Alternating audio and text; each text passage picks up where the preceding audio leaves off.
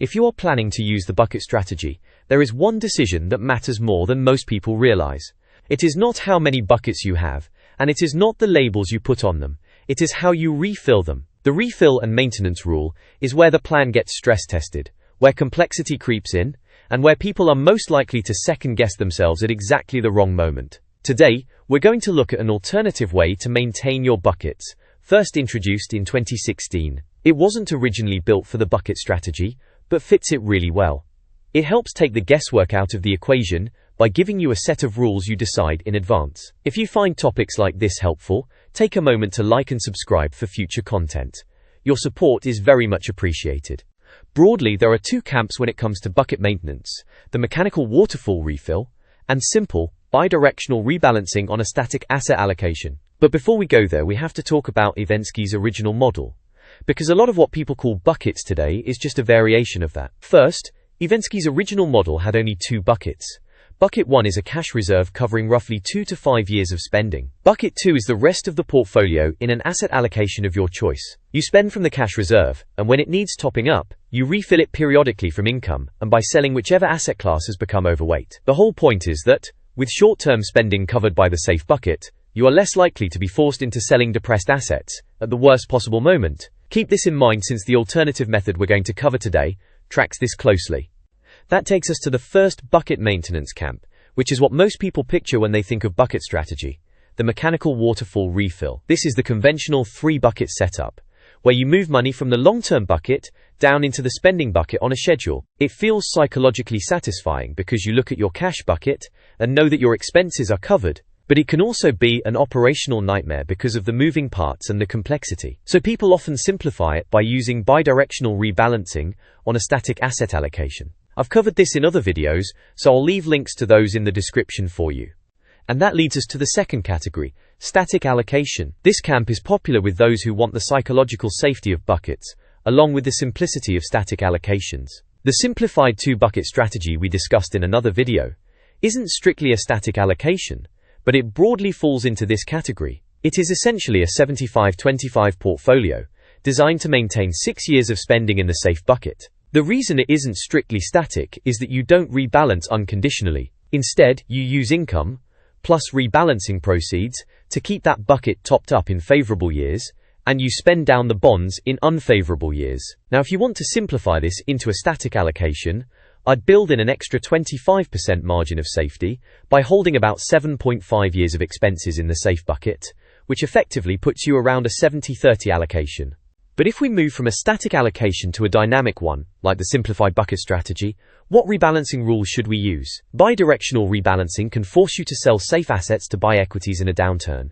That is fine when you are working, but should you always do that in retirement? What if I told you there is another way? It is called prime harvesting, and it was introduced by Michael McClung in his 2016 book, Living Off Your Money. You might say, prime, what? I had the same reaction. I even tried a quick YouTube search, and what came up was mostly farming and agriculture. But stick with me, because while prime harvesting wasn't originally designed for bucket strategies, it fits that framework well. It is a set of rules for how a retiree sells assets to fund spending, using a one-way rebalancing rule that harvests stock gains into bonds. Sounds familiar? There are two key principles here: bonds first, and avoid selling low. If you encounter sequence of returns risk early in retirement, you live exclusively off your bonds. This strategy creates a buffer that gives your equities a fighting chance to recover, eventually powering the remainder of your retirement. This concept isn't new. Wade Pfau and Michael Kitces proposed a similar method in their 2013 research on the rising equity glide path, which I have covered in detail in another video. While prime harvesting is not as widely discussed as, say, Guyton Klinger or bucket strategies, it has been discussed extensively in the DIY retirement community, most notably the Bogleheads forums, along with detailed coverage from Erevan on Medium, and Karsten Jeske's excellent Early Retirement Now blog. So how does this actually work? You start with an initial asset allocation. Karsten Jeske uses a 60-40 portfolio in his analysis. You then set an inflation-adjusted upper equity guardrail, usually described as equities reaching 120% of their original value in real terms. So for a $1 million portfolio with $600,000 in equities, that upper guardrail would be $720,000 in real inflation-adjusted dollars. First, you check the guardrail. If equities have breached that 120% mark, you harvest the gains. You sell a 20% chunk of the original, inflation-adjusted equity holding and move the proceeds into bonds. Second, you take your spending, which is always funded from bonds. While equities are below the guardrail, you make no stock sales. You simply fund your lifestyle from bonds and wait for the next prime opportunity to harvest. It is a simple, one-way street, but Jeske flags a weird behavior here. Because the rule triggers a large, lumpy harvest the moment the line is crossed, tiny changes in the withdrawal rate can cause big jumps in your asset allocation. If you are just below the line, you sell nothing. Just above it, even by 1%, and you sell that full 20% block, which could push you well below the 100% of your real starting portfolio value. Incidentally, McClung does offer an alternate prime variant that sells just enough to restore your initial bond percentage rather than a fixed block. However, be aware that this variant is also very lumpy, as it relies on that same hard trigger to execute the trade. I'll pop a link to the Internet Archive in the description for anyone interested in reading the first 3 chapters of McClung's book. As a bonus, I've added a link to McClung's Excel spreadsheet, courtesy of the Bogleheads community. If large equity reallocations make you nervous, you might prefer the version Jeske calls McClung-Smooth. It uses the same starting allocation and the same inflation-adjusted upper guardrail concept. However, in Jeske's version, the upper guardrail behaves like an equity ceiling. Instead of selling a fixed 20% block, you simply skim off whatever is above the 120% inflation-adjusted level, bringing equities back down to the guardrail. The benefit is that it avoids the behavior that results in the jumpiness when selling the full 20% block in McClung's version. It is slightly more fiddly to do manually because you have to calculate how far above the guardrail you are each time, rather than just selling a fixed amount. But for many, the smoother, more predictable outcome is worth the effort. This gives rise to yet another difference between the two harvesting models. The original, lumpy prime harvesting rule tends to push equities back toward the original real baseline, whereas Jeske's smooth version treats the 120% real guardrail as an equity ceiling. Once you cross it, you only skim off the excess. Jeske looked at withdrawal rates with the aim of capital preservation for the 1966 cohort. The standard McClung model supported 3.038%, while the smooth version was just slightly higher at 3.071%. Both versions held up better than the traditional fixed withdrawal rate strategy with a 60-40 split, which only supported 2.815% for this cohort.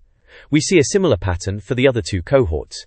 Jeske's findings match up with McClung's results, even though he used a different set of assumptions. Most of the time, prime harvesting comes out ahead of standard annual rebalancing. Here is what happened in 1966.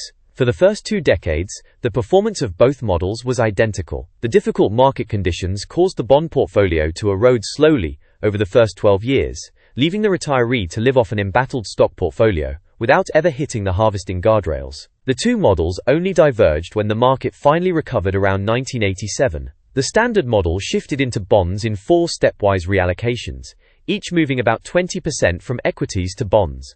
The smooth model was different. Because it only skims the excess equity gains above the guardrail, rather than selling a 20% lump sum, the smooth model kept a higher average equity allocation during the stock market run in the late 80s and mid-90s.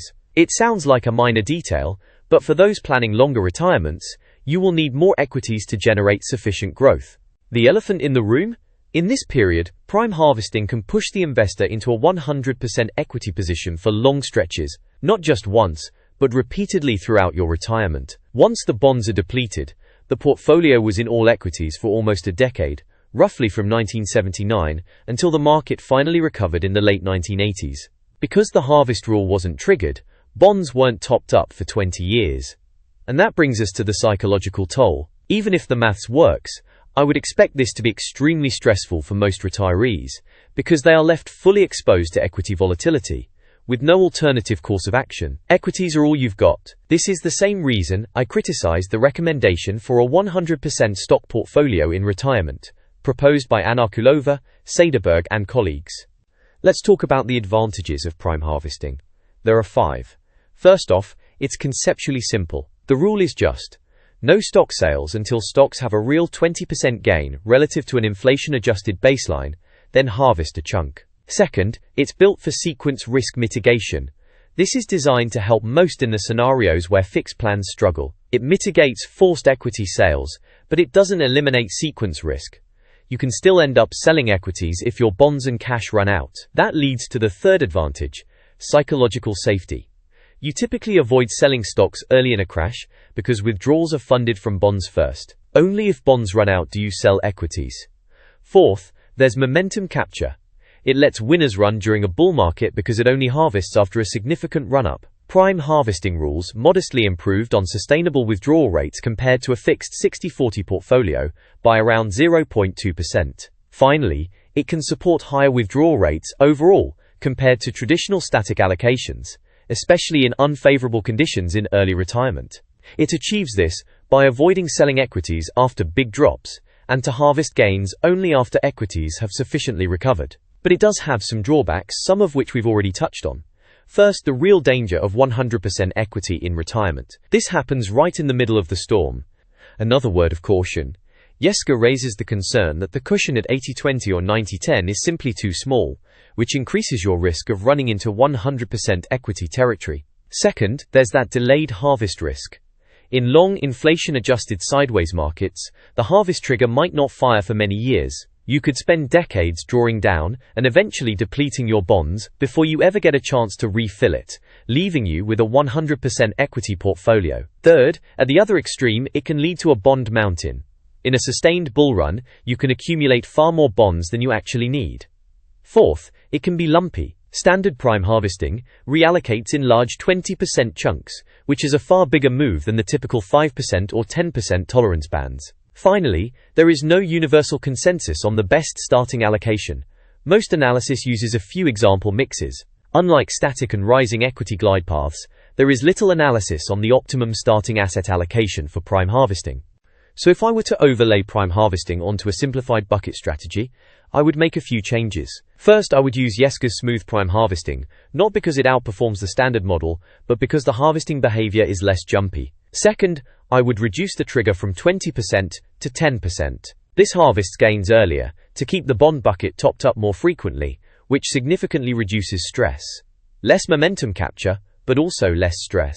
Third, I would choose a starting allocation somewhere between 60-40 and 70-30. Personally, I would lean towards 70-30, which gives roughly 7.5 years of spending protection. Fourth, I would explicitly cap the size of the bond bucket and limit it to hold the equivalent of 6 to 7.5 years of spending in the safe bucket at the start. Then, 10 years into retirement, I would reduce that cap to 4 years, effectively creating a rising equity glide path. Fifth, I would add one behavioral override. If safe assets ever dropped below 2 years of spending, I would immediately top them back up from equities to restore that 2-year floor. In effect, this adds a bond floor to complement Jeske's equity ceiling. This might be mathematically suboptimal, but I'd argue it is behaviorally safer for most retirees. Being able to sleep at night matters. After all, you've worked hard for it. So there you have it. 2 unexpected bedfellows. Prime harvesting provides a rulebook for the simplified bucket strategy. It starts with a simple 2-bucket framework, with safe assets for today and equities for growth, and adds clear, repeatable rules that make it work in practice. If you've made it this far, thank you. I'd love to hear your thoughts. Would you consider prime harvesting for your own retirement? Let me know in the comments below. And if this was helpful, please hit like and consider subscribing for more retirement planning content. Thanks again, and catch you in the next one.